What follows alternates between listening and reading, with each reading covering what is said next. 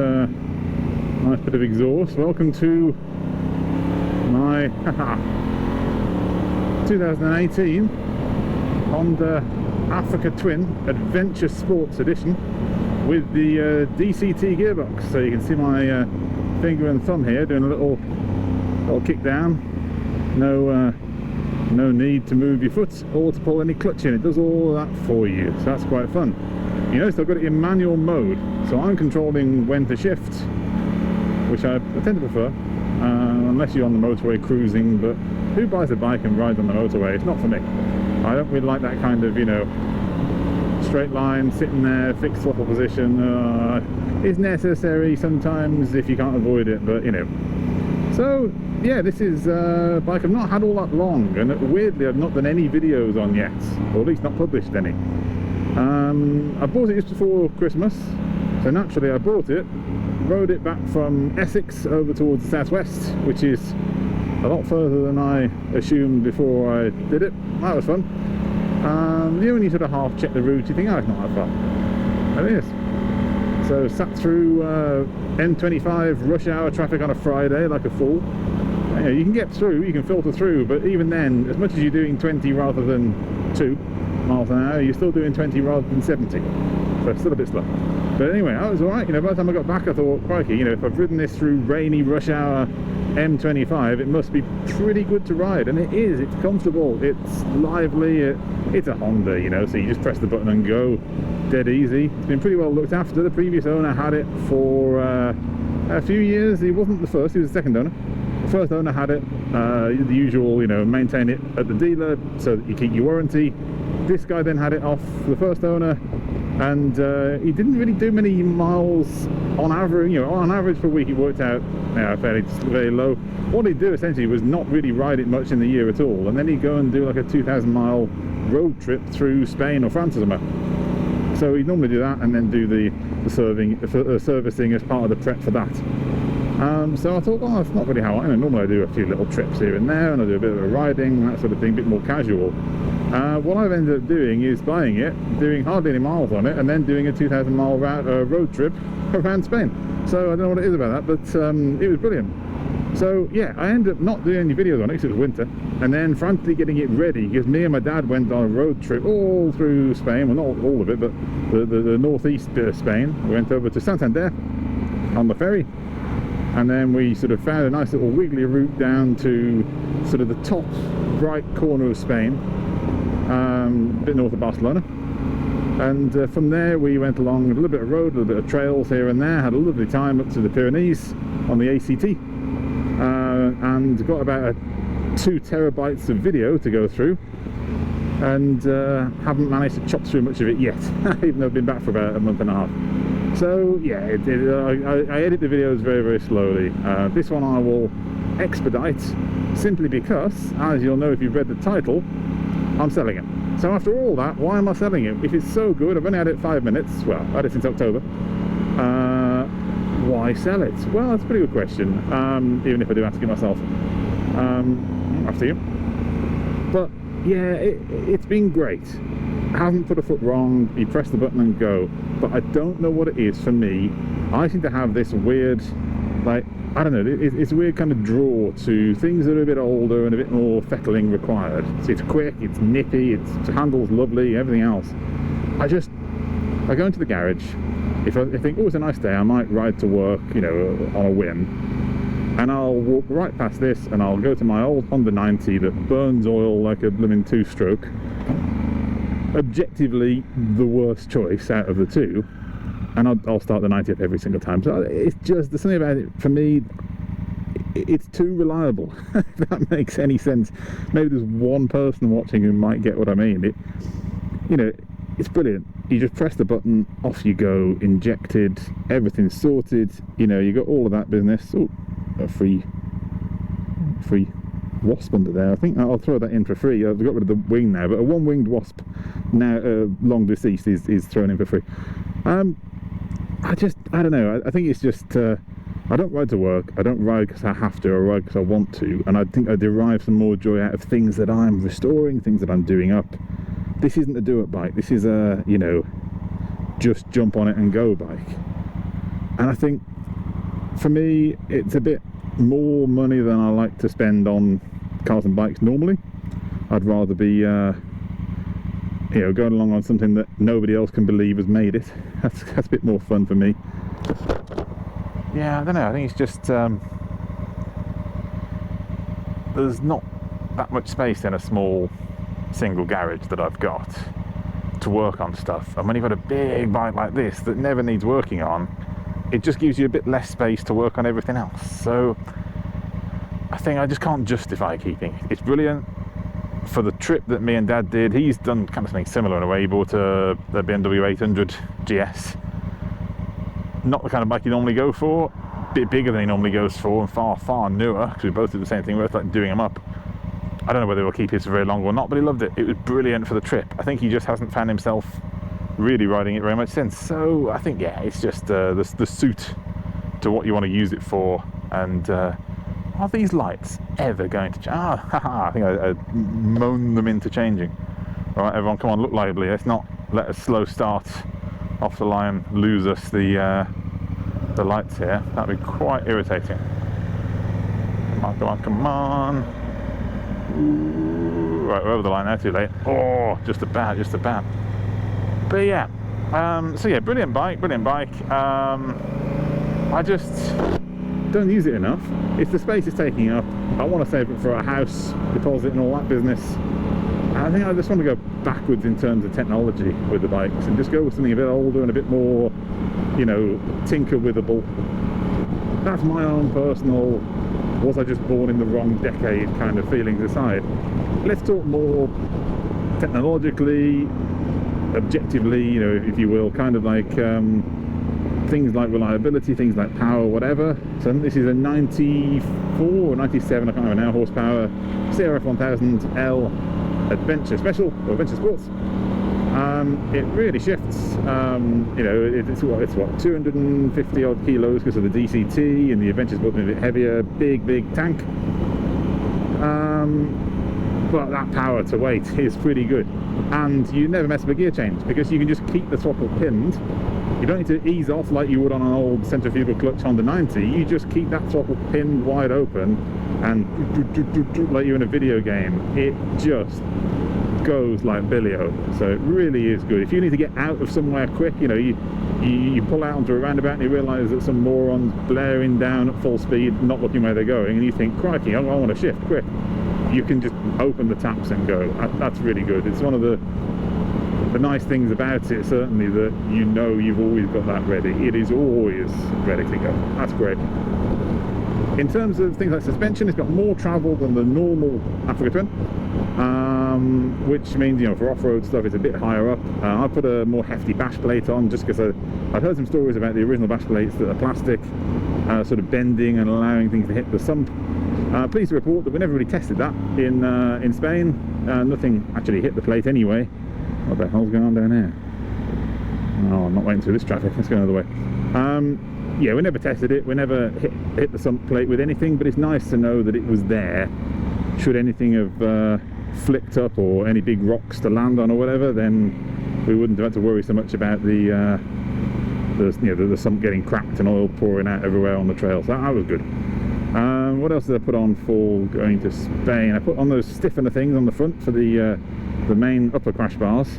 I put some lower crash bars on. I put a rear luggage rack on, one of those Givey, you know, the click it on dead easy kind of ones, the mono key. And I got the didn't come with this, but I managed to find it brand new in the box from a Honda dealer up north somewhere, and they posted it down. The original aluminium optional sort of spec luggage, so it's aluminium luggage with the frames, whatever else. Really nice key mechanism, actually made in Germany by Touratech, but it's all Honda badged, Honda branded, and it works. Now I've fiddled all the locks, it works with the ignition key for the bike, so no separate key for that. That's brilliant. So yeah, the separate key down there, the Givey key, you're not having that because that's for my bag that I'm going to put on my other bikes. But so yeah, so everything in terms of the luggage that's on the bike right now is all operable, thank you, with the ignition key for the bike. So that's nice and easy. The bags are on now, the boxes are on now. I'll pull over somewhere at some point before the sun goes down to have a nice look around the bike, and then I'll show you a bit more what I'm on about. But yeah, been great. Lovely bike. I just don't have the space for many bikes as this. I like keeping some work on projects on the go. So the one that just keeps on working all the time and never needs any repairs, gotta go. Counterintuitive, I know. But yeah, so it'll be on probably eBay and all the usual suspects. Do feel free to ask any questions. Similarly, you know, I've had this before with a few bikes that I've sold in the past. If it's like 2 years later, you can probably assume I've sold it by then. But you're thinking about them when you sell. If you're like, oh, I've got a question about this. Oh yeah, feel free to comment. No worries. I'll get around to you whenever I can.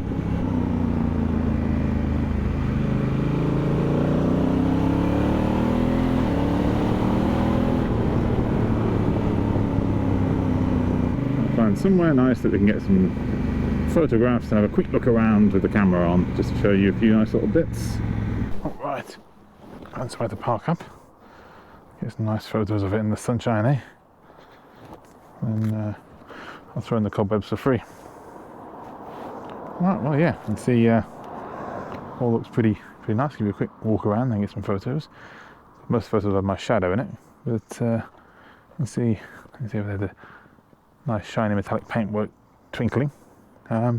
Yeah, all looks good. The chain has been freshly lubed up since washing it. Yeah, just about the normal dry lube stuff, so it doesn't look very shiny, but it is pretty good. I think it's just designed to stop things sticking to the chain afterwards quite as much as it would do with normal oil, but yeah, it seems to do a good job anyway. Yeah, it's all there, all intact. Now I've washed it, of course, a bit of dust off the road has flicked up, and it's just like it was before, but hey ho.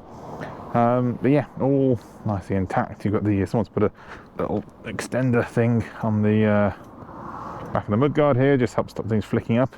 This is the much heftier bash plate I put on it. Doesn't quite go up as far as the old plastic one did, but what was here was plastic, and it was only the little wings anyway, so it wouldn't have done a lot. Instead, I've still got that, I'll chuck it in, but instead you've got this great big hefty aluminium thing here, so that should be a lot more useful. And also these bash bars here, which stop anything happening to the DCT gearbox and the engine on the other side. Between these two you've got a good bit of protection there, so that's quite nice. And then you've got the original crash bars here. For whatever reason, the previous owner had them powder coated to match the engine. Not really sure why you bother personally. Did the same with the rear carrier as well. Yeah, I'm not really sure quite why, but yeah, it looks alright. Looks quite nice.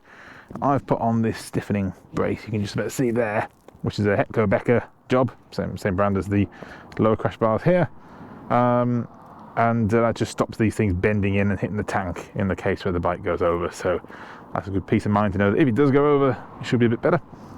This is the luggage, as I was saying. Really nice bit of kit. I think this one's unlocked. It just unlocks like that, much easier than the normal Touratech stuff, because then you put your ignition key in there. Actually, I'll show you, why not. I've never had any water get in when it rains. They're pretty good for that. I'll show you now what we do.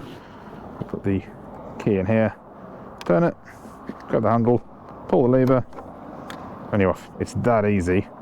And to go back onto here, get those arrows vaguely lined up. It's about there, and then click, and we're on. Okay, not quite in line, is it? But you get the idea. It's pretty simple.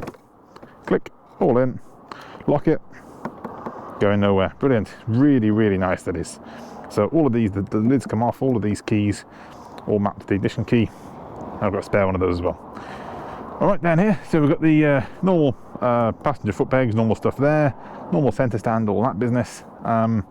Crash bars and things down here, yep, usual stuff. We've got the rally foot pegs. These are way better than the normal ones. These are proper Honda rally ones. So much wider and more comfortable. You can stand up all day long on those. They're really good. Again, I've got the originals with the little rubber things that clip in with them. I'll throw those in, but you're not going to want those if you're going off-road at all. These are much nicer. And on the road, I don't find the vibrations through the foot pegs to be a problem at all, so I've just left it like that. Yeah, otherwise, yeah, we're all pretty good. Yeah, you've got the original, it's got the low beam on there, got the original Honda option of the fog lights, and they're really good. With these lights on, you can see everything on the trail. Really nice. Yeah, all good otherwise. Got the usual power socket stuff there, got all the modes on here. 21,000 miles, so that's barely even worn in really, is it? And the usual DCT stuff on here. But yeah, that's all good. I'll get some photos and then we'll get back on the road. One thing to note, this tank bag, again proper tank bag, this is for the 1100 but it fits perfectly. I had the one for the 1000 with it, but this one's waterproof. The old one that should be for this bike isn't, but it comes with a cover. It's just nowhere near as nice. The nice thing with this is you've got like passport, electronic stuff, batteries, whatever in there, and it starts raining, doesn't matter, the whole thing is totally waterproof. It's really nice. I think it's made by Shad. Alright, time to get some photos and then we'll call it a day.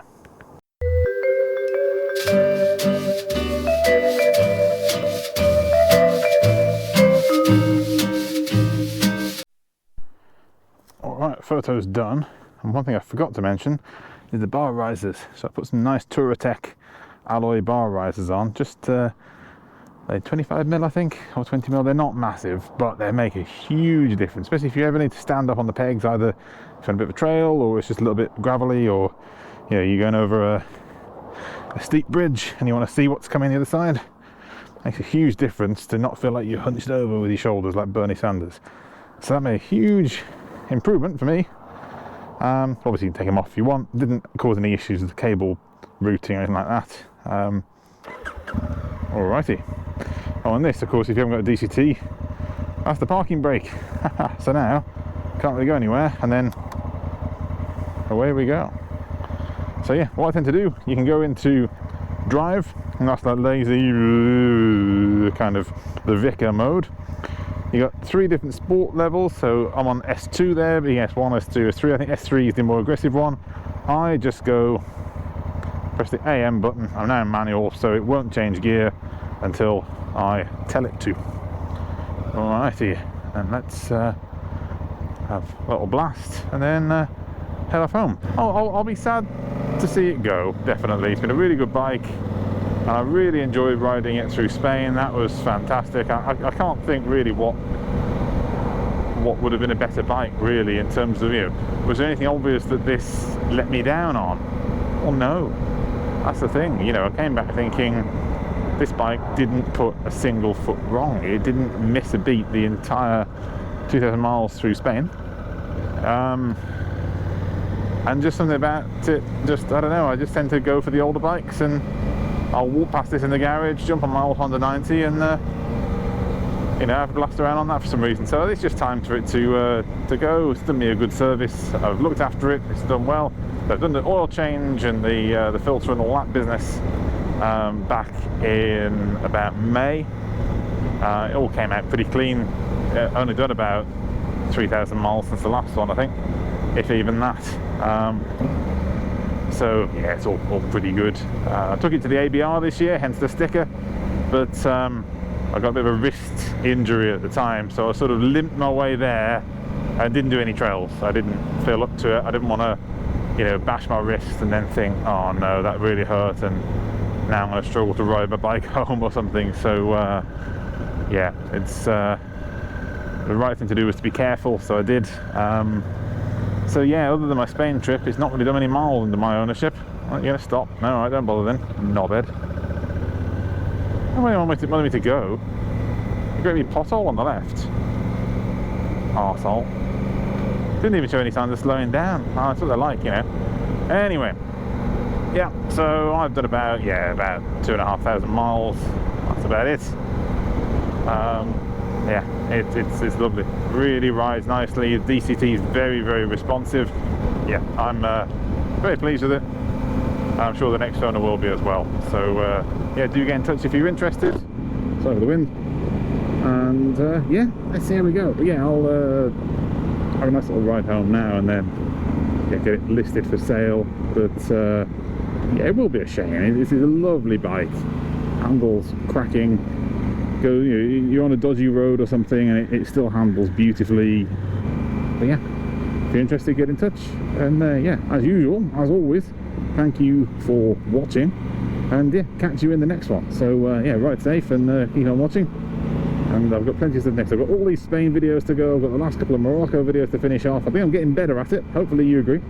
And I'm going to try and do some like short form stuff, because sometimes you go on a lovely ride and you think, I can't make 10 minutes of really interesting stuff out of this, but maybe I can make 2 minutes of, oh, isn't that nice? So I'm going to try and play around a little bit, do a bit more interesting stuff. Anyway, keep on riding safe, and yeah, catch you in the next one. All right, thank you very much. Cheerio.